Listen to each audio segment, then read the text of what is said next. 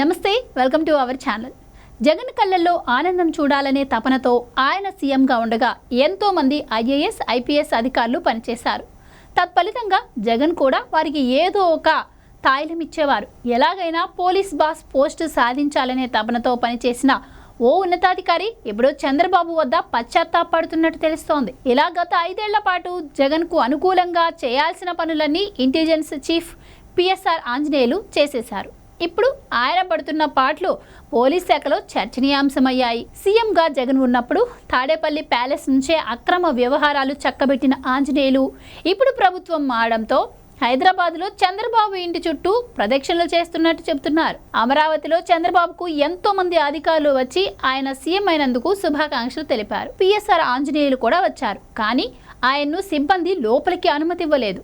అలా 2 సార్లు ఆయనకు చేదు అనుభవమే ఎదురైంది. డీజీపీగా అధికారం చలాయించాలని చూసిన ఆంజనేయులు ఇంకా 2 ఏళ్ల సర్వీసు ఉండగానే వీఆర్ఎస్ తీసుకోవడానికి రెడీ అయినట్లు పోలీస్ వర్గాల్లో చర్చ జరుగుతోంది. జిల్లాల్లో ఎస్పీగా ఎన్కౌంటర్లతో హైలైట్ అయ్యారు. విజయవాడ సిపిగా ఓ మహిళా డాక్టర్తో జరిపిన ఫోన్ సంభాషణతో అబాసుపాలై రాష్ట్రం వదిలి కేంద్ర సర్వీసులకు డిప్యుటేషన్పై వెళ్ళిపోయారు. వైసీపీ అధికారంలోకి వచ్చాక రాష్ట్ర సర్వీసుల్లోకి తిరిగొచ్చి జగన్కు కళ్ళు, నోరు, చెవులు అన్నీ తానై వ్యవహరించారు.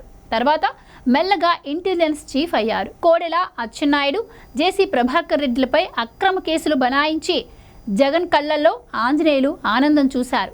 అలాంటి పనులు చేసి సంతోషపడుతున్నందున జగన్ బహిరంగంగానే ఆయన్ను అంజన్న అని పిలిచేవారు. ఎన్నో పాపాలు చేసిన పిఎస్ఆర్ ఆంజనేయులకు చంద్రబాబు దర్శనం మాత్రం దొరకటం లేదు. అపాయింట్మెంట్ లేదని అధికారులు చెబుతుంటే సీఎం సార్కు సారీ చెప్పేందుకే వచ్చా అంటూ బతిమాలుకుంటున్నారట. తాము అనుమతి ఇవ్వబోము అంటూ సెక్యూరిటీ తెగేసి చెప్పడంతో 3వ సారి ఉసూరుమంటూ ఆంజనేయులు వెనుదిరగాల్సి వచ్చింది.